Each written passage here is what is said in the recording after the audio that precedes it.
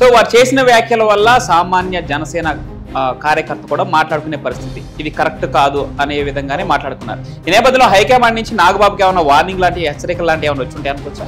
నాగబాబుకు వార్నింగ్లు అసలు జనసేన పార్టీకే ఒక స్ట్రక్చర్ లేని పార్టీ, ఒక క్రమశిక్షణ లేని పార్టీ జనసేన పార్టీలో. ఆ స్ట్రక్చరు ఎవరు ఏం మాట్లాడతారు ఏమిటి, దానికి ఒక కమిటీలు, నియోజకవర్గ స్థాయి, మండల స్థాయి, ఇట్లా ఒక వ్యవహారము, ఒక పద్ధతి, ఒక ప్రోటోకాల్ అనేటి ఏమి ఉండవు. అటువంటిది ఆయన పార్టీలో ఉన్నది, ఆయన పార్టీని వాళ్ళు హైకమాండ్ ఎవరు ఆగ్రహం వ్యక్తం చేయాలా? కూటమి అగ్రనేతలు ఉంటారు కదా. సో కూటమి అగ్రనేతలు అంటే